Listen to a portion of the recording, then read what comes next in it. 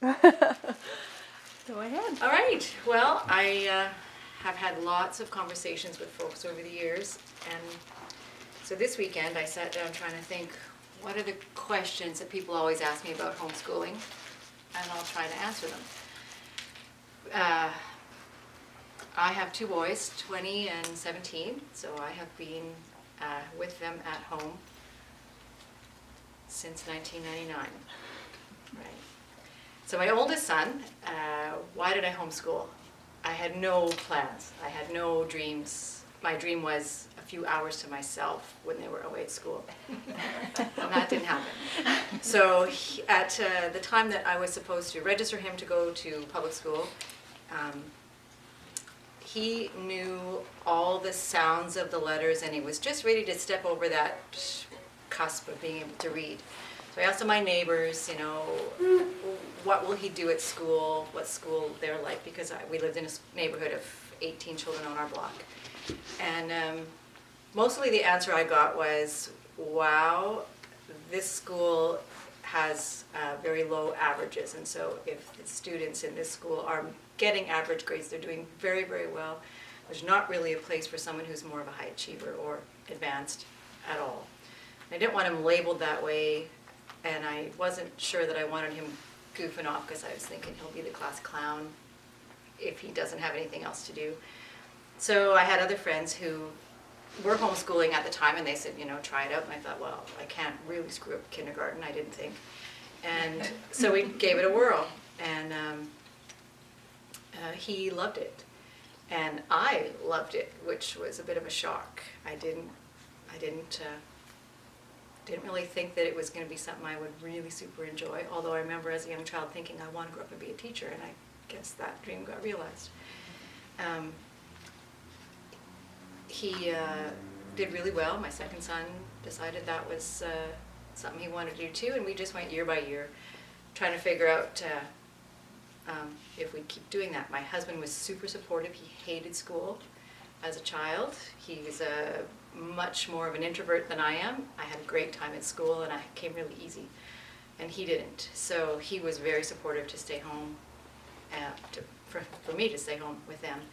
And it's a choice that I am almost never regretful that I made, except for, being able to have a bath without someone knocking on the door. So that's why we did this. I have to put on my glasses. The goals I had. I told my boys that I would teach them how to read and how to do math, and once they mastered those kind of concepts, they could learn anything they wanted, and it was their job to learn what they needed to know.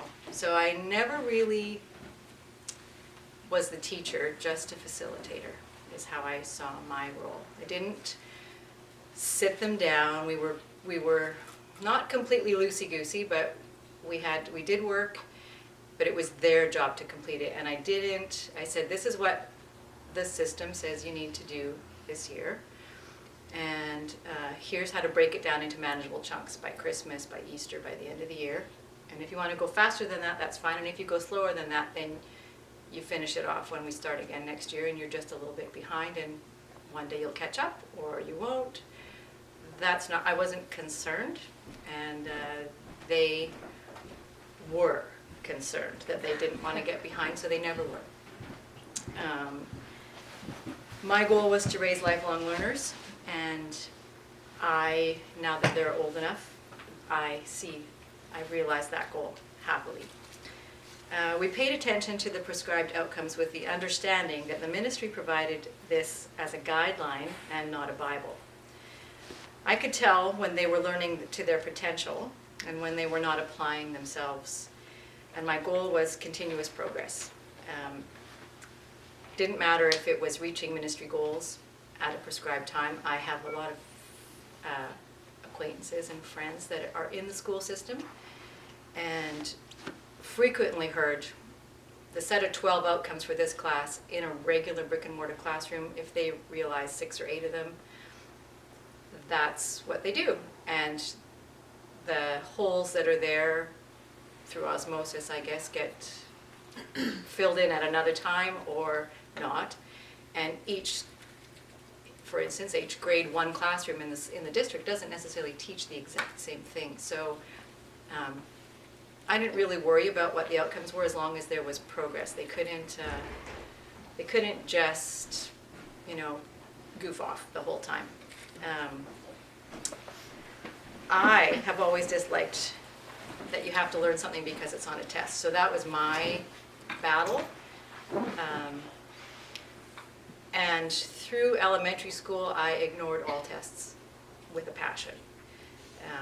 We did math and English out of the workbooks, because my kids thrived on workbooks.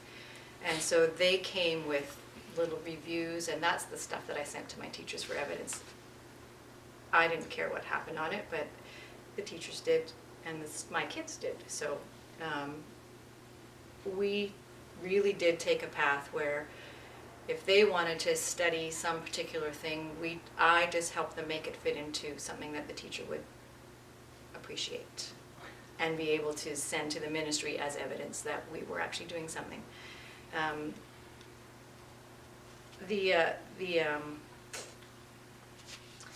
The fact of just learning something because it's on a test really takes the joy out of learning. At least it did for my kids. And that I saw later in their life. The biggest irritating question is, what about socialization? It makes me want to poke my eyes out. I would later, after answering that several thousand times, it felt like, ask these people that were asking me that question, well, do you send your child to school so they can learn social skills? And they would say, no. I'd say, well, frequently don't you have to unlearn things that they learn in a group setting? And, well, yes. And I said, well, I don't live in a cave. I take my kids with me wherever they go. We're very social people. They can play with little kids. They can play with their peers. They can talk to teenagers. They can talk to adults. I think socialization isn't an issue. And I think mostly it probably isn't. I've also met a lot of children. My children were not shy. I have met kids who were shy, and I think it might be particularly cruel to send them out to a place where they're just not ready to go to. That's just my opinion. Kids will learn what they need to, and if they're around something secure, and if that's what's called sheltering, I'm okay with it. I think they'll come. Not every child speaks well at 2, and some kids have run-on sentences at 1. They do it in their own time, and I don't think anybody's really left behind. It's just a different level. We taught them how to speak. We taught them how to pee in a toilet. We taught them, we're teaching them how to get along in the world mostly, and as best we can. That was kind of what I wanted for them. My boys have always participated in family discussions. They have helped strangers. They visit with the neighbors. My goal was to raise responsible citizens, and I believe that has been achieved. They've had paper routes. On the paper routes, they've delivered to seniors on the block next to me, and my 8-year-old son at the time loved to go to her house and give her a paper. She'd give him a cookie. She'd have a chat with him. He'd ask her how her day was. She probably had very little other company, and he made a point of, when he didn't have his paper route anymore, going there at Christmas to say hello and bring her a card because he missed having conversations with her. I think that wouldn't have happened if he wouldn't have been secure and happily doing his little thing and caring for people. They learn that by watching us, and I think it's harder to do that at school. Just my opinion. We were fortunate to not have any diagnosed learning challenges in our house, but we still had to work out learning styles and to make accommodations. One of my sons, you couldn't ask him to do math first thing, any time except first thing in the morning, and he had to eat while he was doing math. There was no crackers, whatever there was, but he could sit and do his math workbook, but not without having something to put in his mouth. And if we tried to do math after dinner, there was absolutely, without fail, always tears. So that we just paid attention and I tried not to stress about it, and because he was stressing enough. And my second son prefers to be a night owl and sleep as late as he can in the morning and watch cartoons when he was little first, and then in the afternoon maybe pull out the books and do that kind of thing. And as long as it suited my schedule, I didn't force anything. It doesn't always suit, and then you have to, well, you know, I said you have to do it now, or if you don't do it today, then you have double some other time, or you're just getting behind. And he didn't like that idea at all. So he would adjust a little bit. It wasn't always that they got to do what they wanted. They had to sometimes accommodate me. I'm not a night owl, but it works for him. And he's still, at 17, he sits up and writes music until 2 in the morning because that's what he likes to do. Not me. We started our adventure with distance ed, and my oldest son did 3 years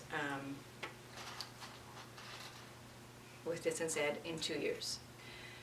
So we did kindergarten, and he finished kindergarten by spring break. And the teacher at Christmas came to me and said, "You're going way too fast. You're going to have to do all 10 modules, even though only 8 were required." She says, "You're working way too fast. You're pushing him." I said, "I'm not pushing him, and I'm not doing 10 modules because he doesn't have to. You can't make him, and I won't make him." And then I found out that she wasn't actually grading the work that he sent in. It was someone else who was marking it for her because she was too busy.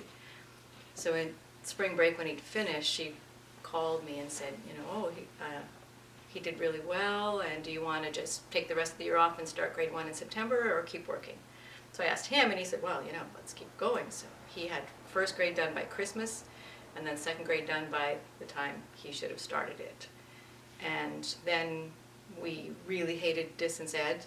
He said, "I can't do this one more year because the first module was the same in all 3 years." He said, it'll just make me crazy. So we went to eBus then, on the recommendation of Allison Cockrell, and we had an awesome fella for a teacher that really was absent in my life and let me do whatever I wanted, and sent me the textbooks, and I would send back a little bit of stuff, and it was some of the best years of his life for school.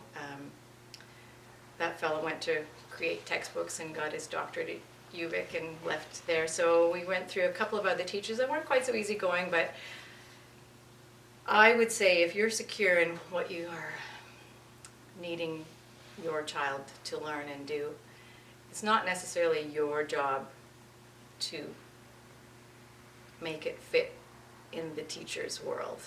It's the teacher's job. Your online teacher, they have to make what you send them fit the ministry, and they should be doing that. It's not, it seems like there's a swing to me right now that there's so many more folks that are stressed about having to do this, that, and the other thing because their teacher said they had to. I'd push back a little bit sometimes, unless you enjoy that. Because there's so much that they don't have to do, or they don't have to do the way it's presented. I've had discussions with some of my online teachers and just said, no, we are not studying Egypt. We are studying some other country because that's what my child wants to do. And they didn't like the idea because I think it was more work for them. They couldn't just tick all the boxes and go, oh yeah, they did this, that, and the other thing for Egypt, and these are all the right answers. They had to actually do some more research themselves, or read the whole thing and give it a grade without just glancing over it and thinking that I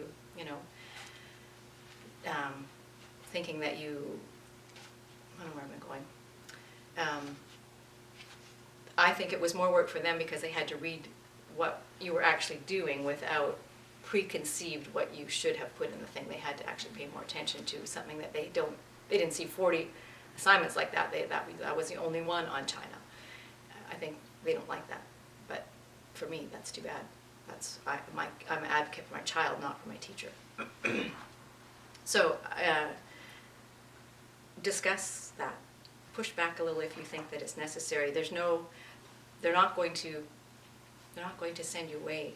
They're not going to put your child back in a school. You're the best one that knows what your child needs, I think.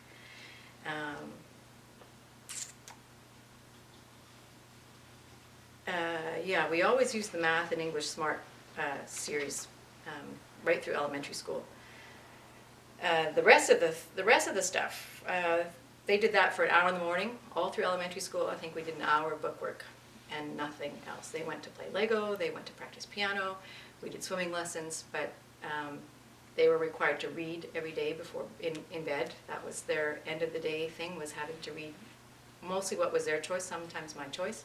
I would read to them through the winter months when it was dark. We read all the Roald Dahl, we read the beginnings of the Harry Potter books until they could read them themselves, and we just whatever they wanted within reason. And that was they still say that was some of the best times, was sitting in front of a fire eating cookies and having me read. At the time we did science fairs, which were a bit laborious after 3 or 4 years, and so then they turned into a social studies fair for a couple of years, which I still have one of the backboards of what my kids did for that, and that was when that stopped, we still did it at home and used that as a project for the teachers, and we would take pictures of the backboard and send it away as evidence of their ability to research and write and organize and plan and all that kind of thing. And I would send that away, and that was evidence for a lot of things without having to do tests and boring papers out of textbooks and that kind of thing. After my first son got into grade 8, I was kind of worried that maybe he was missing out on something that I couldn't teach him at home. So I sort of pushed him into middle school for one class, and he took the applied skills, because I thought, I don't know anything about computers. So he took a computer class 1 year, which he said he could teach, and he wouldn't go back, but he couldn't get out of once he'd started. And then he took the applied skills for a term of cooking and sewing and planning. And he hated it in middle school, and so we quit that experiment, and my second son never went there. He didn't like the behavior and the immaturity, and it was quite grown-up reasons why. He says, if you don't like the girl next to you's nail polish, she thinks everybody hates her, and he says, what is that? He said, the shop teacher couldn't come to class, so they would watch Junkyard Wars instead, but they wouldn't let him leave the school grounds until this bell rang, because he's supposed to be in that class, but he wanted to come home and finish an English project, but they wouldn't let him go, and he didn't understand that at all, and so we had a lesson in doing what's required, even though you think it's ridiculous, because there's all kinds of times in your life where you're going to have to please an employer or somebody, where you have to fill your time with busy stuff that makes no sense. And so he had a lesson in doing that in middle school, and didn't want to go back ever at all. My second son, we went to self-design for junior high, middle school.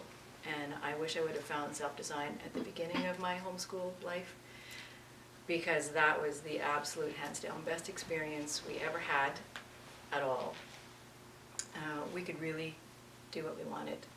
And he wouldn't even accept a workbook page scanned for evidence. He didn't want any of that. He said, I don't want to see any test, any work, anything. Which sort of frightened me. I thought, I'm going to have this idiot child after a couple of years of doing this. And what he wanted from me was anecdotal chats. And so every Friday I had to write down and say, what did you do that was evidence for school? I felt totally threatened by this for the first half year, I think. And then I got in this really good rhythm. Well, yeah, for math, what did you do for math this week? Not what did you learn, but what did you do for math this week? Well, we worked out the best car price and what a loan would cost. And he's like, wow, way to go. And that's the kind of thing. What was the best deal on groceries this week? Could we have, scanning things and finding where the best deal was? Like, those are the kind of things that we did for math. And the teacher was thrilled. My son, I work for the Chilliwack School of Performing Arts, and my son's been doing their main stage program. This is his 9th performance.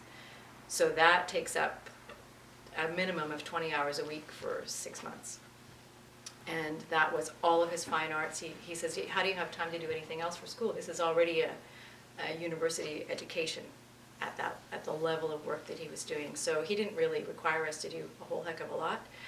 And after 2 years of that, grade 10, both my boys did the online program for grade 10 because they chose to, they wanted their dogwood. They didn't want to just finish school without something to show for it. And so that took the whole pressure off me because that's all online. It's all with several online teachers. There's a couple, every class is a different teacher, just like in high school.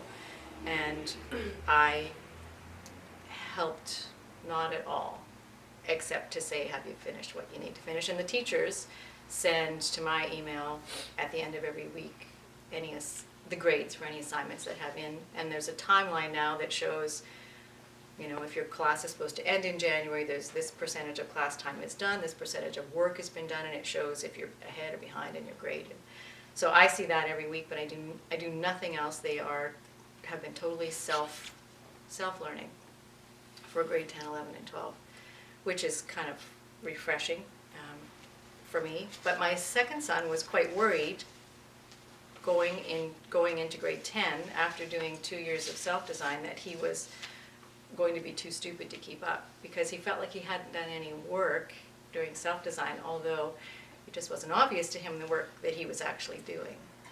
And he had absolutely no problems. He's pulling A's in all classes, most classes, A's and B's, all the way grade 10, 11, and 12. So even though he felt like he wasn't doing anything, it hasn't shown any place in his work after that.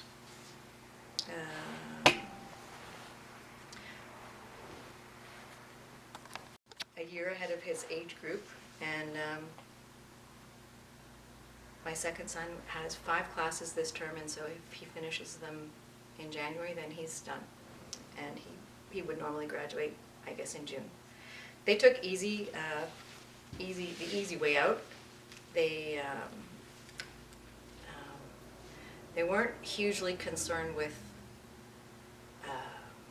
getting into university. So in junior high, we had long talks about what that would look like for them.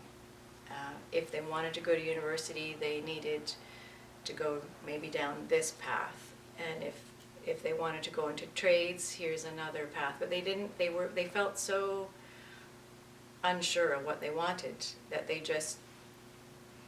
most thing they wanted was to just not have to do school, to live their life. So we made it really clear to them that they could always go to university, but if they didn't take the classes that got them into university right now, then they would have to take college classes first to spiff up their portfolio. And they've been okay with that. My first son is not interested at all in being in university right now, so he's getting married. I guess that's probably why.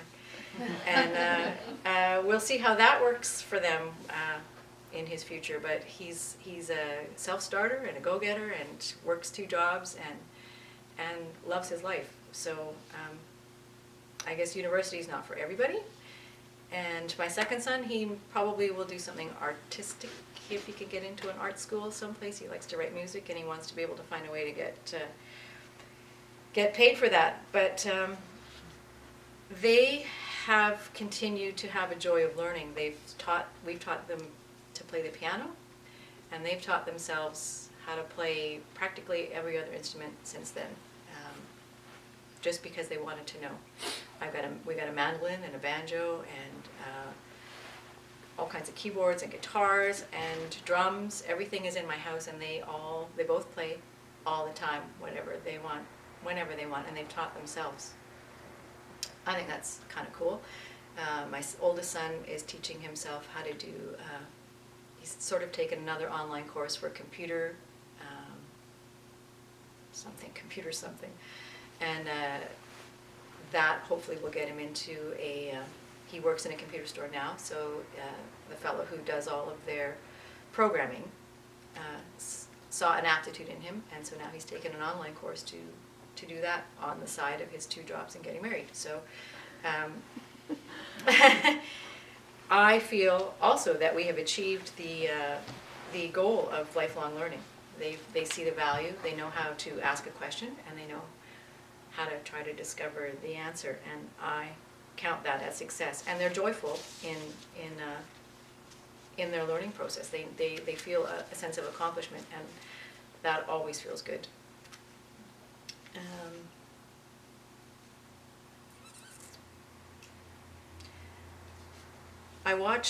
I see the stuff that's posted all the time on the Facebook page. I look all often and see, and it feels to me a little bit like the homeschool community today has shifted a bit since when I started. It feels like, maybe because I was ensconced in it, that I didn't notice, but it feels like there's more stress earlier.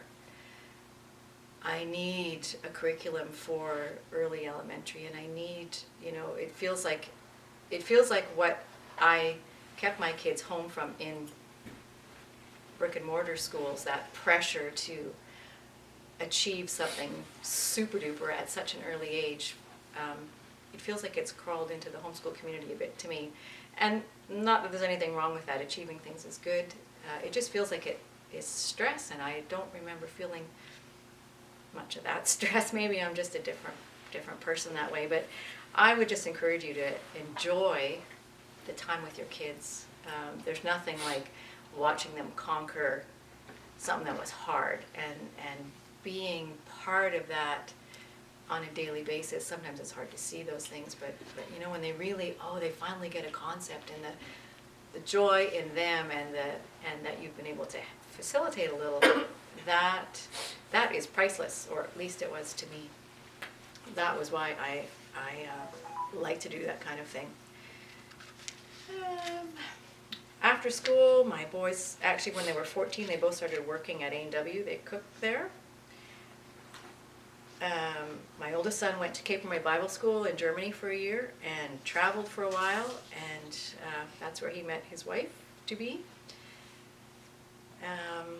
I feel like our journey has been successful in homeschooling. I miss the days when they were little, believe it or not, and when we did so much together. I'm proud of the responsible young men that they've become. There have been hard times. We've been frustrated. We've cried. But I feel like our goals have been accomplished. My oldest son said he's not homeschooling his kids when he has them, and I asked him why, and he says, because I don't have any friends. He told me that when he was just finished grade 12. And I said, well, that's not really true.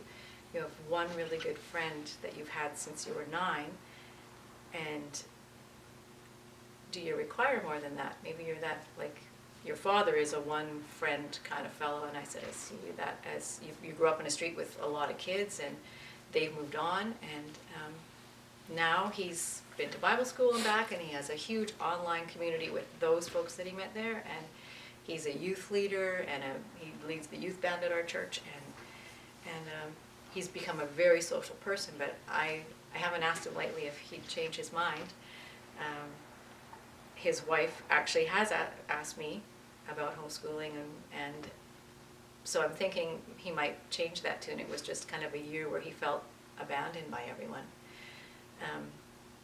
When they were little, they wanted to go to school because they wanted to ride the bus. And I said, well, that's not a good enough reason, and you can't ride the bus. So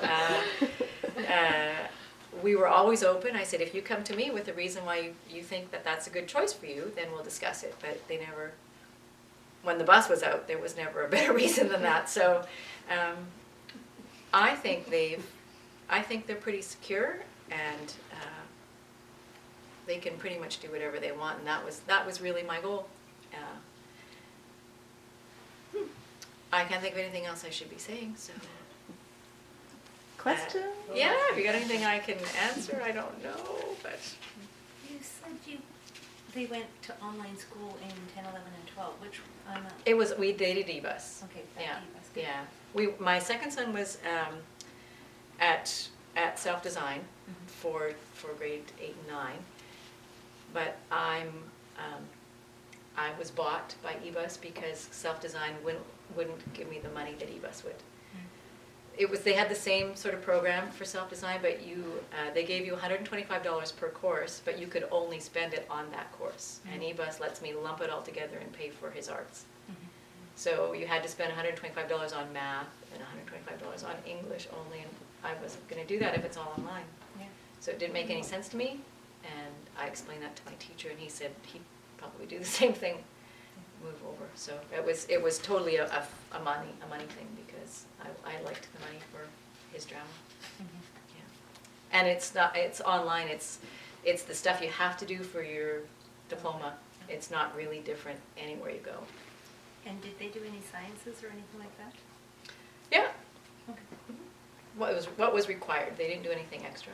Okay. We had years ago, when you could buy equipment with your discretionary dollars, we bought a $400 microscope, a really nice one, and that's been the best thing. I'm saving it for grandchildren, because they would take everything and put it under the microscope and then ask questions and do projects about that. And that was rocks, slug eggs. I didn't know that we even had slug eggs in our garden, but we did, and they brought a whole lump of them in with dirt and all, and they put it on the thing, and they looked at slug eggs under the microscope, and then from there went on to do a life cycle of slugs and what that meant to them. We actually got lice in our house from a friend of my older son's. I just thought, I thought I avoided that. But they were scratching, and bugs actually fell out of his head, and homeschool mom that I am said, hey, let's look at them under the microscope, and they're super ugly. Super ugly, yeah. But they remembered that, right? It was everything in the freezer or the washing machine, and we cleaned it up, and yeah. Yeah. I'd like to ask you a little bit more about your grade 8 and 9 years, Mhm. because I have a son in grade 8 this year, and I thought about just unenrolling him to sort of have a couple of years before the high school. Mhm. Anyways, so I'd like to know just how that worked with self-design, like how does that, how can they do such a different approach? They just did. I don't know if maybe they still can't, but when I did it, I mean, he's great. That would be 3 years ago. Yeah. I had to write down what we were doing. He still did English and math every day, Okay. and then they just didn't ask me to give them any Evidence. paper evidence. Paper evidence. It was only anecdotal. I would just write and say, we went to see the local production of Romeo and Juliet, and he cried at the end. So I knew he got it, right?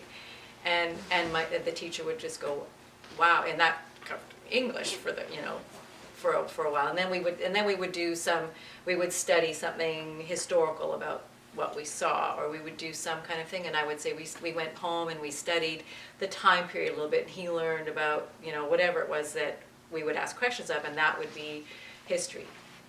So you weren't dictated to by Nope. the PLOs for those years? No. And yet They might, maybe other teachers would, but my teacher was super relaxed. And you can sort of pick. Do you do self-design? No, I don't. They have a page of all of their teachers, and then they have little bios, and I picked a guy who was an artist. I totally agree that finding a teacher that's a good fit for your, Yeah. that's why we stayed with the school reps, because we have Yeah. such A good a good relationship. match with our Yeah. teacher. She understands what Yeah. we're doing, so I don't have to do a lot to sort of Yeah. keep up to date with It was her. hard for me to just let go, to sort of be unschooled, it felt like. Just not have, so I looked at the PLOs and I said, well, you know what? I think they still did English and Math Smart for grade 8. I think we still did it for that year. Yeah, And then but the topics for science and socials were not dictated to. the school didn't dictate anything to me. I think I looked at the PLOs and went, oh, we're supposed to do this in socials, whatever it was, medieval times or something like that. We did a project. We did a socials project on a backboard for medieval, and I had a book that studied castles, and so we learned all about the toilets going out the wall into the gutter kind of thing, and we just did a project. We did it all project based, and then I would take a picture of it and send it to him and say, this is what we learned. and I would do that every couple of months or something, yeah. I find the thing that I keep sort of coming back to is, yeah, this love of learning that I want to develop. I don't want my, because actually he was going, oh, school, Yeah. you know? Yeah. thinking, Do I have to do why this? This shouldn't be happening. Well, that's not why I'm homeschooling. Exactly, exactly. So, yeah, it's hard to find the right amount of structure and still have them, you know, be developing their interests Right. and loving learning. Yeah, well, my kids weren't, they were up every day at a reasonable time, Yeah. to bed every night at a reasonable time, as much as I could control that. Yeah. And they got a job at 14, so they managed to fit that in, and piano lessons, and it didn't seem like a real huge stress for them or me. I don't remember being super stressed about it, but I know at the end of grade 9, then he was like, oh, I feel so stupid because I haven't really done anything. But he just didn't really know what he was doing, right? That through conversations and through a whole lot of just because he liked what he was researching or studying or something, it didn't look like work then. So I think he didn't realize that he was actually doing something that was learning. Don't know. With the e-bus, my daughter was feeling the stress. And she actually is only in grade 6, and that's where the teacher said, well, I know she likes digital stuff. Why don't you just get her to do, you know, digital this and I had to hand it to the teacher to say, you know, let's get something to capture her Nice. interest again, Yeah. so that she's not feeling. And then somebody else said lap books, and it's kind of like We did that, yeah. Yeah. I How love did lap you- books. How did you find, my biggest thing about lap books is that I don't want to spend $10 and find out that my child hates it 3 pages in. Right. And I don't know if I actually ever bought a lap book, but we did sort of maybe I did once. I might have done once. And then I saw the the pattern. pattern and then I just did it myself. Okay. Yeah. But mostly, I think mostly we just did, you know, just a project, like a science project. We just did history that way or geography that way, learning and geology. I remember him in grade 9 doing a geology thing about, you know, Earth crust and stuff, and it was all on a project. And then I used that same project for English because he had to write about it, he had to research, and so that covered tons of outcomes that the teacher had to make fit. Well, actually, they're combining science and English this Yeah. year in social studies, and, well, she just did a stained glass window. It's humanities or something, isn't it now, or something?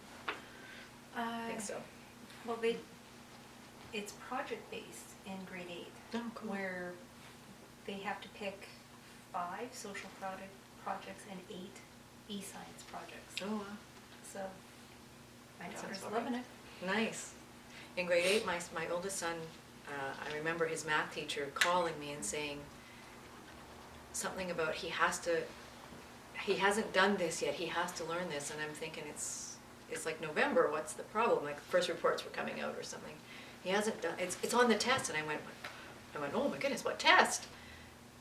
Well, the grade 10 math exam, and I'm thinking, this is grade 8, why are you pressuring him for that? Like it's, wow, how to kill the joy there. He didn't like math to begin with, but I said, wow, relax. But he was a pretty high-strung teacher, and that's why we didn't do that with my second son, who would have never responded to that kind of pressure from the teacher. My oldest son could do it, but my second son, never. And that's why I went to self-design for junior high, because I thought I can't put him through that. He would crumble. So, yeah. Didn't like teaching to a test. And they did all their provincial exams at the local high school. You just have to sign them in, and those were the only tests I think they ever wrote, and they were frightened beyond belief to walk through the door and have to, you know, we did all they have practice ones online that you can do last year's, the year before's, whatever, and they grade it and they tell you whatever. They were both super frightened, but I said, I don't even care what that grade is. I said, just pass. because it doesn't, the grade is what you've done, the work you've done, not the test that you're taking.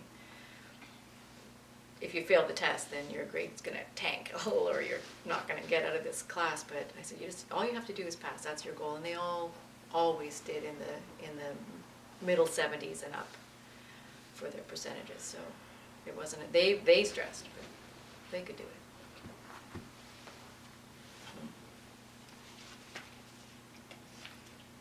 Would either of your sons consider, like you can take high school courses, I think, free until you're 25. Would either of your sons? Can they? I believe I thought that's- after 19 you can't. It might Yeah. be 19. I think it's 19. I think it's don't 19. 25. Yeah.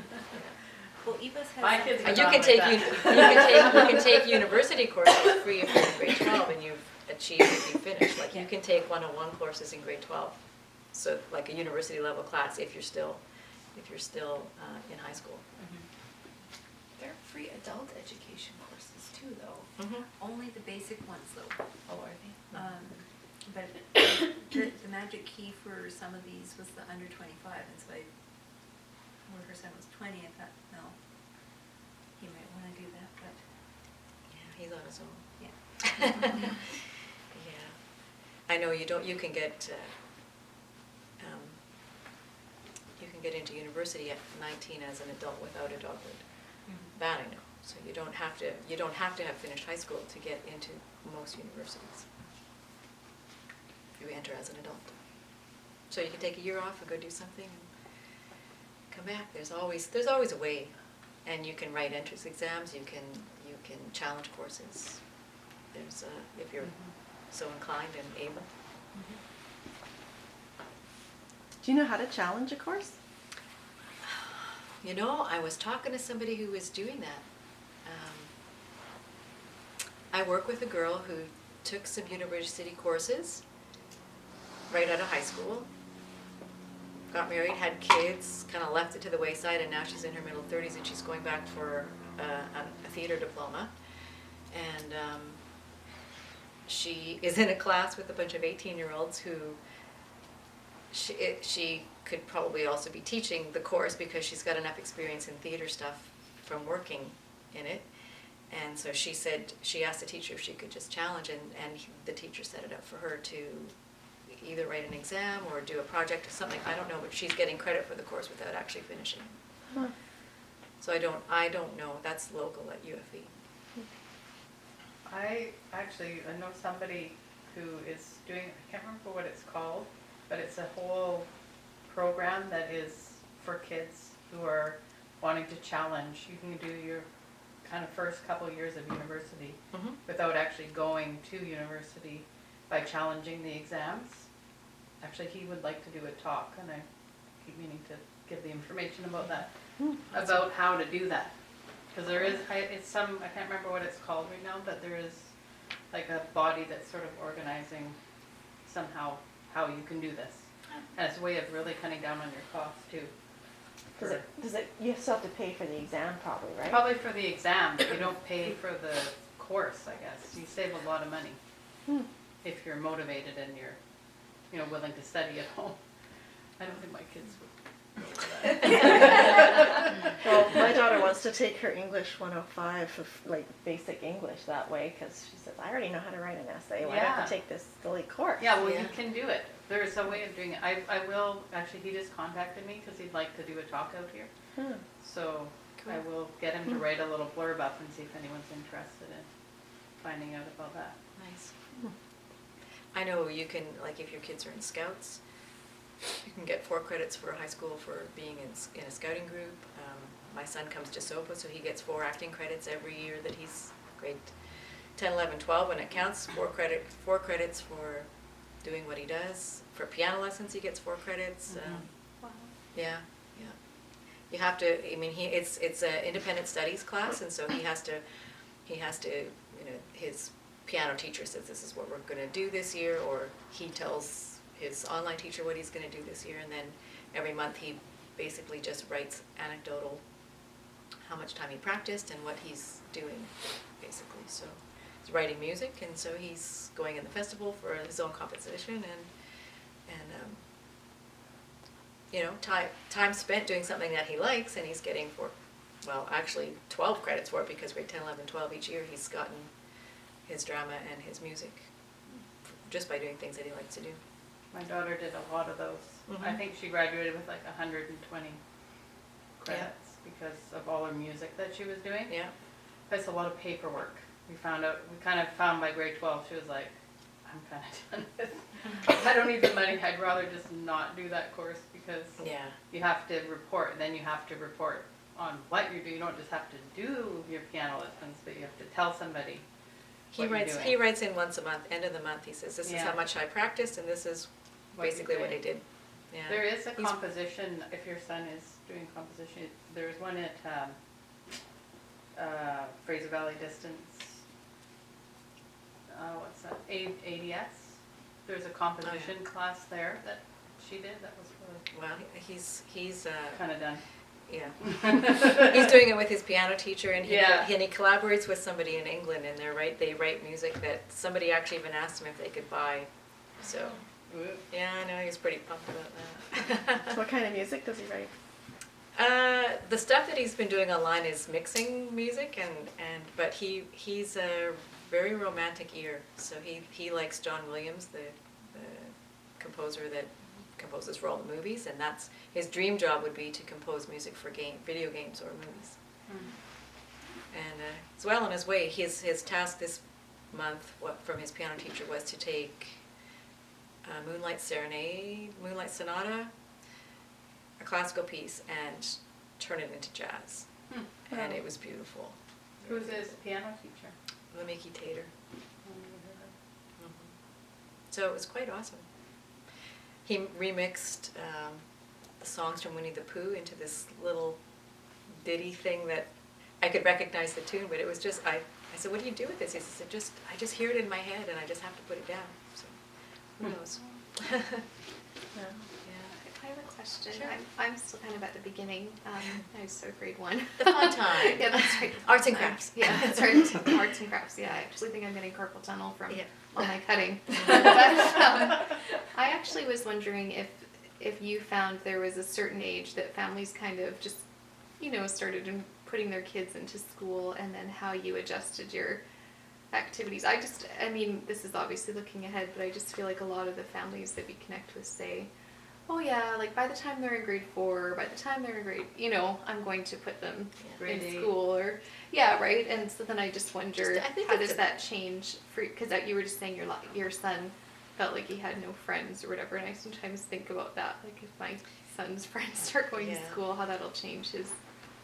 Well, for the friends thing, he did have his one really close friend who was he wasn't homeschooled, Oh, he wasn't. and who still is his very close friend. Every family does that different. I found putting him in a class at middle school age, grade 7, 8, 9, was super hard on him, because that's kind of like a really hard That's age, what I no matter where you yeah, are, that's what I and not the best place to just jump in and be the odd kid, right? If he was there full time, I think he would have been fine. He didn't want to go full time after I'm being not there saying for that I months, yeah. necessarily have a plan to enroll. I'm Yeah. just thinking like if a few families start dropping off, right? You know It's what? kind of what it sounds like. I came to this group because I needed to know I wasn't the only wacko out there. And it wasn't necessarily for my kids, although I thought so at the time. But looking back, I think I joined a support group because I needed to talk to another adult and find out that I wasn't doing things weird or warping my kids or sharing ideas, doing things together. We didn't ever really do much as a family with the homeschool group.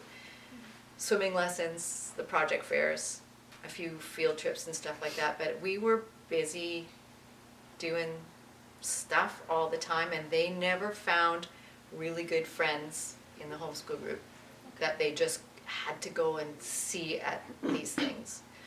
Neither did they find really good friends at our church. So for a while I was thinking, wow, my kids can't make friends. but we were odd everywhere we went. It felt like we just didn't, and I don't think they necessarily required it. They had each other, and they didn't really, I never thought that finding a friend was a really good reason to go to school. And I had that chat with them, because I said, you know, wow, I was in school for 12 years and my one best friend I still see, but everybody else I don't even care if I see, right? So that's not, the people that I went to Bible school with, I'm better friends with more of them because I've made them as an adult, or they're different viewpoints or whatever. But I said, you're not, I just don't think going there to find a friend is really the best reason, but that's personal. And they seem to sort of think that was reasonable. I was really encouraging them to go to school at grade 10 because I thought, I can't do grade 10 math. I seriously cannot do grade 10 math. Said, I don't think I can help you. But then I realized I don't really have to help you. I just got to make sure you do the work. You've got an online teacher to help you. So I thought they should go at grade 10 because I wanted them to have the good experience that I had, the group of people to graduate with, and all the fun things that were, and they had no interest at all. What do I care about a graduation ceremony and a party? They just didn't see that as a goal, so we never did. They stayed home. And my second son he finds his little circle of people at SOPA in his drama class, and you know, they're all walks of life. They're not people that are going to be his lifelong buddies at all by any stretch of the imagination, but he's got a little group there that he feels like he can relate to, and that think he's, you know, talented or funny or whatever it is he wants to be, and they do stuff together once in a while. He's got a couple of guys that he hangs out with that have, you know, completely different interests than him other than their little bonding at SOPA. But it's an interesting little journey, but I don't think there's a magic time to go. You put your kids in for grade 5, didn't you? Yeah. Or for 1 year if they wanted? Yeah. Yeah. So everybody does that different. I just think I would drive my son to school, to middle school, and everything was let's learn this lesson now. I said, do you see why that girl's not the one you want to bring home? And he'd go, I says, because she's advertising everything that she's about. And then the next girl would come by in a beautiful tracksuit, all zipped up and very modest. And I'd say, do you see what is the difference here? And we had very frank discussions about, you know, that sort of thing. We used that time. Everything was a learning moment, but you know, he's got very modest taste, and I'm happy about that. But what he saw in school didn't interest him at all. He said it was just pressure where he didn't think it should be, and the focus was so much on not being individual but being part of the crowd. And he didn't see any value in pure culture at all. I just sharing something about my daughter with homeschooled all the way to grade 12, and she's just been in her first year of college this year, and we just went to a performance at the end. Actually, she went to a composition thing. Nice. So we went to this, and I was really disappointed because she put such a big effort into her piece that she had performed, but so many of the students were just, you know, they hadn't really practiced it, and they didn't seem to really care what they were, like the overall impression was, Just get through it. they don't really, like this was a performance, we brought all our family, and there was hardly anybody at it, and most of the students actually left when their piece was done. They didn't even stay and listen to the other kids' that's too bad. performance, and we were just thinking about that afterwards, just, you know, why bother going to all this program and doing the composition thing, and then you don't really seem to care how it's presented or how it all comes off. And I guess I thought afterwards, it probably is a lot of the school culture, because they're used to not maybe really caring about what they're doing, and I don't know, I think there's a mix of there's kids in probably a lot of every things going place, on, yeah. but it was Yeah. just quite surprised. I was quite like, oh.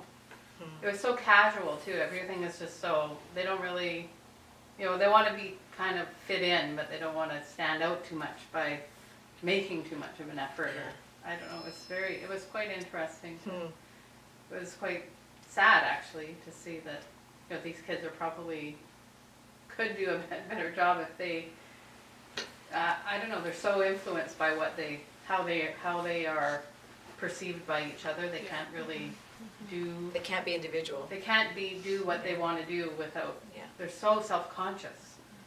So many Yeah. of them were so self-conscious about what they're doing. Yeah, I see, at SOBA, there's 200 kids that come through there every weekend. It's everywhere, Yeah, yeah.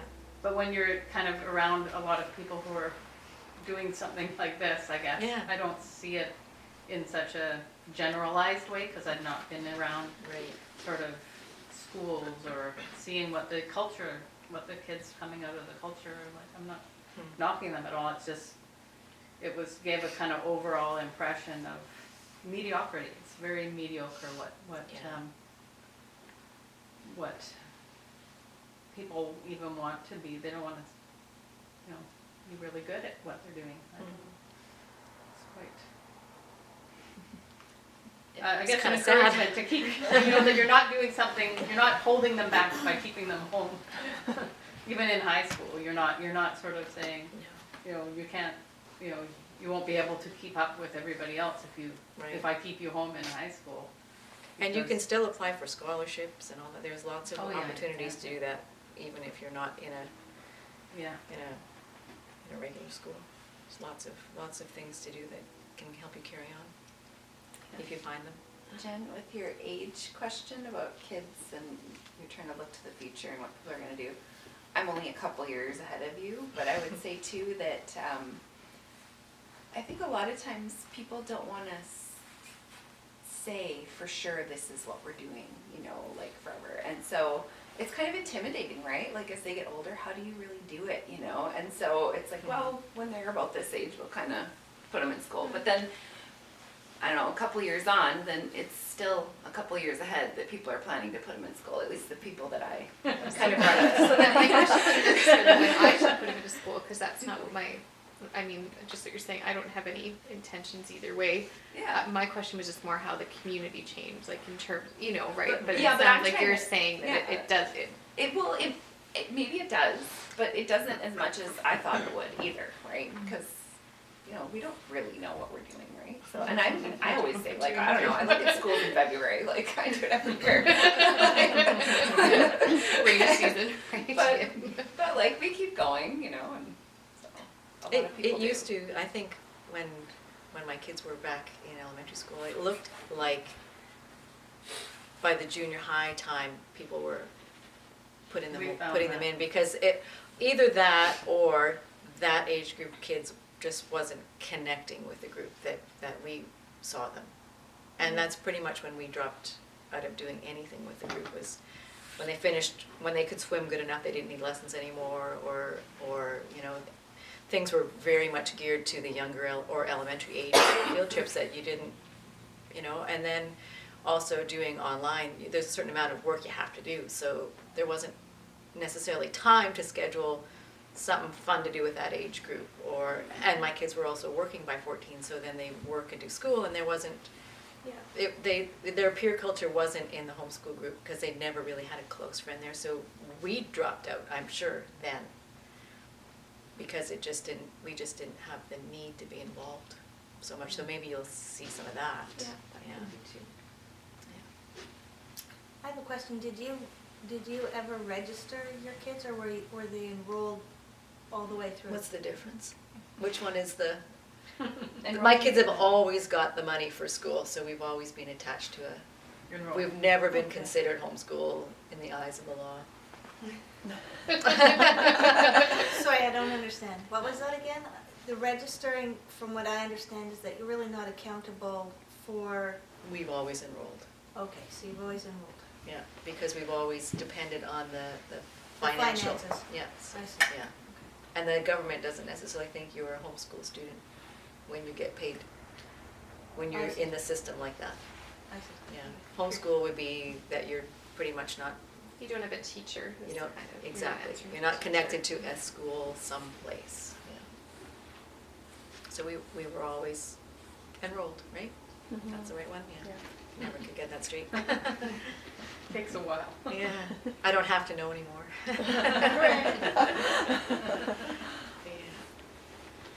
Your son's graduating this year, right? Yeah, When you're done. I know. 15 years So of you're a homeschool. retired teacher. God. Right? No pension. But you can't bath by yourself now, right? I've been able to do that for a long Yeah. time now. So yeah. Just those first few years where I remember getting questions from folks. Oh, you homeschool? Oh, I could never do that. And I always thought, well, why not? You know, don't you like your kids? Yeah. Do you want someone else? That's a lot of time to give them to someone else to raise. That always crossed my mind too. Like, you're willing to give them up for that long? And their best hours at that. Yeah, Generally, like their best time exactly, of day. exactly. And my kids would watch they just wait at the window for the kids on the street to come home, and they're lugging heavy backpacks, and they can't come out and play because they still have 2 hours of homework to do. And they're like, what does that mean? Why do they have homework? They've been gone all day. And they could never understand that whole philosophy. And that encouraged them to not, wow, they can sit and play Lego for 2 hours, and the things that can be created out of boxes, I'm amazed. The photographs I have, I look at them once in a while and go, wow, look at how creative they were in the things they could do, that, they can entertain themselves, and they still both love to read.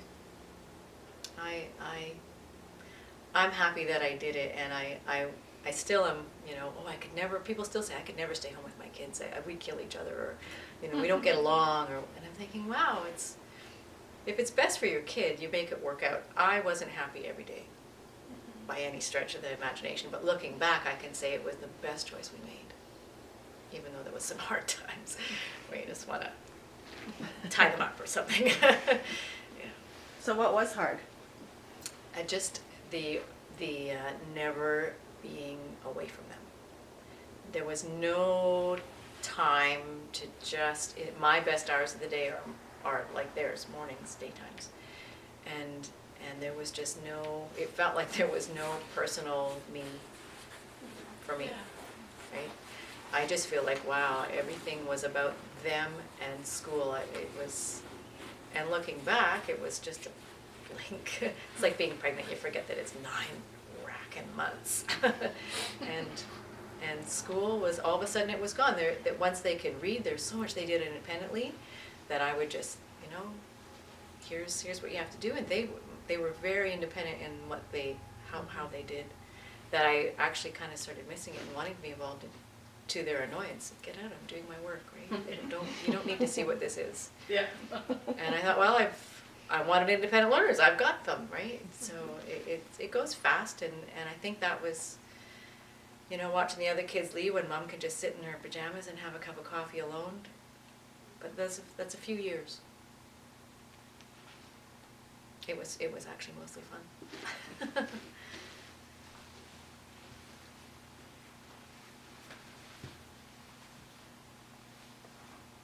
Anybody else?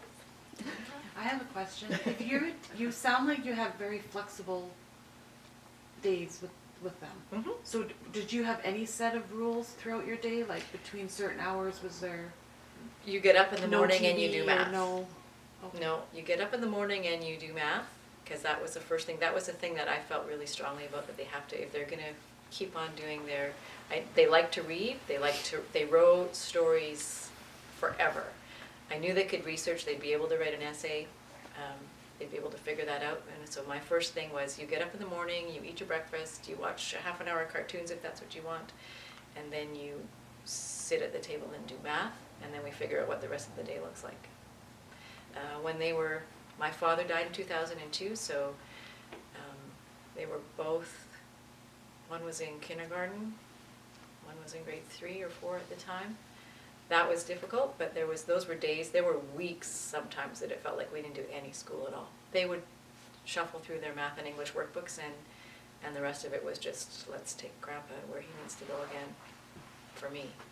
And they made it through. But no, we didn't have any. They got into, teenagers, and my oldest son was in the gaming revolution online, where it just was, you'd have a whole community of people from all over the place playing different, what were they called? It's kind of like chess almost, the type of games. They were battles and things, but you had to have a system and work together as a team. And he had a friend in New England and in Texas and in Australia and in California, and they would meet together online every night after dinner and play for an hour. And I was okay with that because the things that he was actually learning on there were their strategy games. And I loved what he was learning in the strategy. I didn't necessarily love that it usually involved weapons, but most of it they were historically placed times, and it was stuff that happened. I made him turn off the thing that showed actual real blood, but they did that, and he's a smart guy. He can figure out problems and he can problem solve, and I think some of that is from doing some of those things. They never seemed to have behavior problems from being. I was probably pretty relaxed about online stuff. That was always the thing I could withhold for punishment, but that didn't have to happen very often. And they never seemed to have behavior issues that I thought crossed any lines that I disagreed with because of that. But we were pretty relaxed, but they liked to be outside with their friends, and kick the can is more fun than some other things that you can do. So they were outside with people, the neighborhood kids, and like I say, they like to read books. And my one rule was, if you want to watch the movie, you have to read the book first. So when they knew movies were coming out, they had to read the book first. And pretty much without fail, they would watch the movie and go, well, the book was way better. Of course it was. But they needed to know that. So. But yeah, we didn't have too much. I was pretty flexible, but I could be because they didn't misbehave or get into trouble a lot, I guess. At least I didn't see it. No, I'm just starting again so that it doesn't take me 15 hours to upload each segment. Oh, yeah, that makes sense. Yeah. I feel your pain. So, yeah. There was a question over here, I think, wasn't there? Yeah, I was just wondering how you think homeschooling affected your kids' relationships with, or I'm thinking fighting. There's a lot of fighting, You or have all girls? how, yes. How did you know? Yes. Girls are, well, you can't generalize because children are dramatic no matter what their gender, but I didn't, when they were younger, they didn't argue.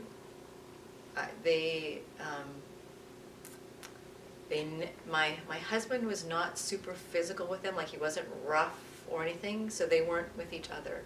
There was no, and I sort of, looking back, might have wished that maybe he was, so that you can heal from a bruise easier than a wounding word. And so they choose to battle each other with words in their teenage years. And the youngest one just wanted the oldest one to love him. And the oldest one thought the youngest one was pretty much useless when he turned 13, 14 years old. And for a few years, he treated him harshly, like he couldn't do anything right or he didn't matter. And that wounded my heart a lot. And I would come to him and say, he's all you got when we're not here. And if you can't get along, you're going to be alone in the world. And he'd listen, but he didn't change his behavior.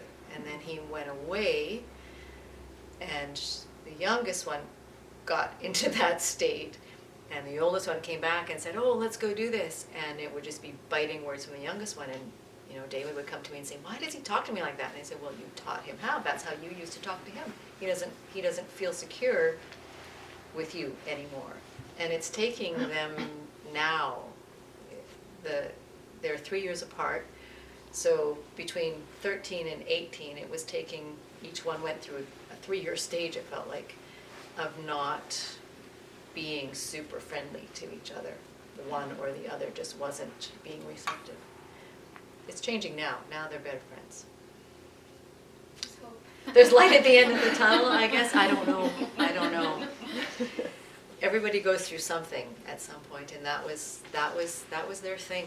You know, you don't know anything, so don't talk to me. And then he just didn't talk to him for 3 more years because he was told not to, sort of like that. But it wasn't super harsh. It wasn't anything I felt like I could really intervene in. And like I say, I would just talk to each of them and say, why? What do you get out of being like this? Like, why can't you? You used to. I would show them when they were little. They wrote journals, and every year in May, I would write a question on a page for 200 days of the year, and then every morning they would have that would be one, or every day they had to answer the question in a proper paragraph. So we read them now, and they were, what's the best thing every day? Oh, that my brother played with me, or, you know, like, you look back and go, see, you guys were really friends, right? Like, and I think when push comes to shove, they would have stuck up for each other outside of the home. But inside, they're pretty free to just treat each other not necessarily as nice as I would have liked for a while. That's what I was thinking with young kids, because I find that because they're together all the time, and really the only thing they notice is when their sister's being annoying. So they play together really well a lot of the time. Yeah. But then they're annoying, and that's sort of a continual thing that they notice. But I'm almost looking for times when we go out and somebody's not nice to them, because then they're like, that's my sister, you know? Yeah. you Sort of know, want to they you want need that to happen, almost, yeah. You know, To stick up for each you know, other. even yeah. for the whole family, you know, back before when the family was more, you know, you had to really work hard to survive. Mm-hmm. Then it was more noticeable. The parents are working hard to keep you alive, and the sisters have You're to more defend dependent on you, each and, other, you know, yeah. you're really a unit. But now they're just, she took my thing, and she's wearing my clothes, and you know, those are the things that they notice. Okay, yeah. I'll take them away, and then neither of you gets them. Yeah. Yeah, that's what happens in our house. Yeah. So it's I think every family goes through that, inside or outside, if they're at home or all the time for school or not. I think it happens. I felt like school actually brought out more fighting, because when they saw each other, it was the end of their day.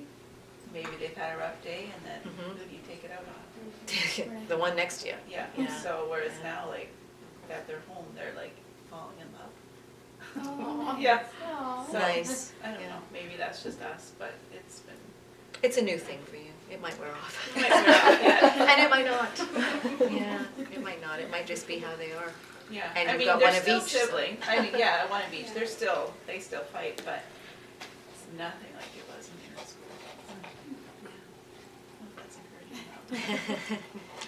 Everybody to their corners, and till you can talk nice, then you can't talk to each other.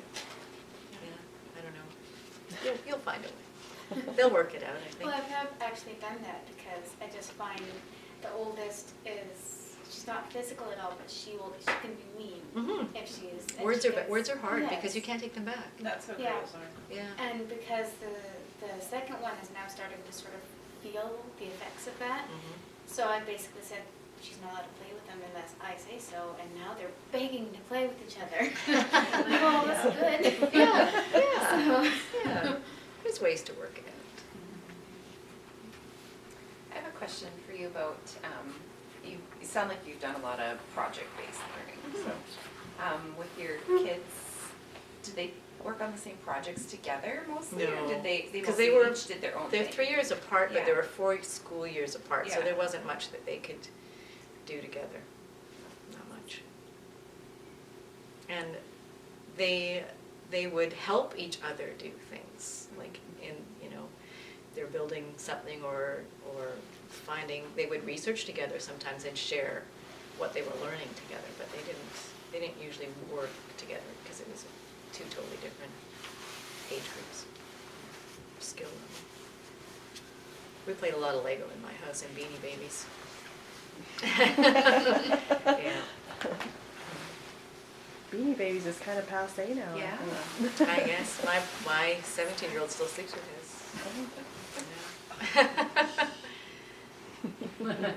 It's all right. Somebody's got to have a friend. Yeah. Yeah, he might not want me to say that out loud, but.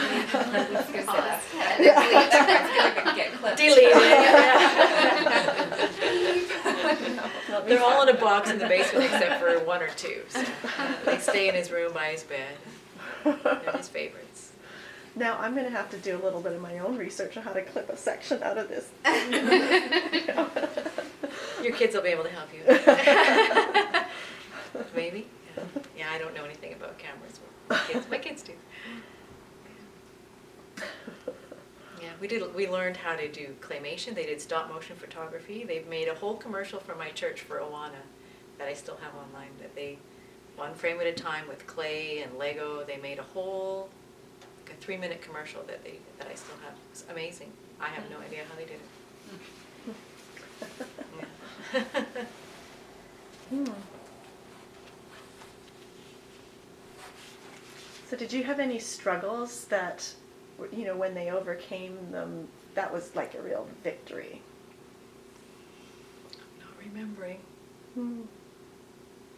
I think we just had it way too easy. Yeah.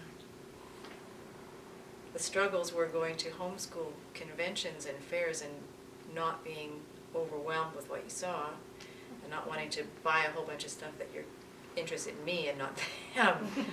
That was hard. Why don't you like history? I love history. They wanted to do science and English.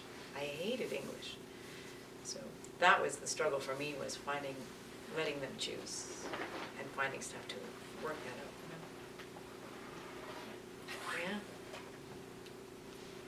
Yeah. No, we had I think they had it easy in school. I had it easy in school. Not too much work for pretty good grades. They did the same things. Kind of the easy way out. Sounds like we learned stuff though. I think they did. If they made the right choices, see, the choices were mostly theirs, right? If they wanted different choices now that they're coming into adulthood, there might be the struggle. If they didn't maybe go down the path that they might want to have now. But isn't that everybody's life? Looking back, Right. you could answer so many questions differently. Yeah, shoulda, coulda, woulda. Yeah. At the time, they just wanted out of school, so now they're out.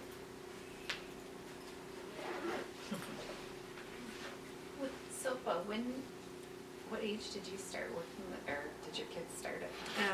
My youngest son started when he was 9. So 9 years of main stage performances. And at the time, there wasn't any other option. There was a junior program and a senior program.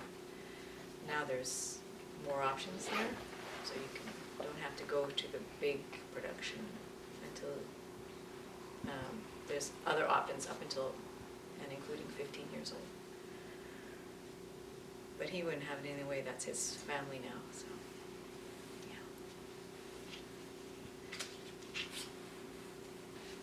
yeah. Anybody else?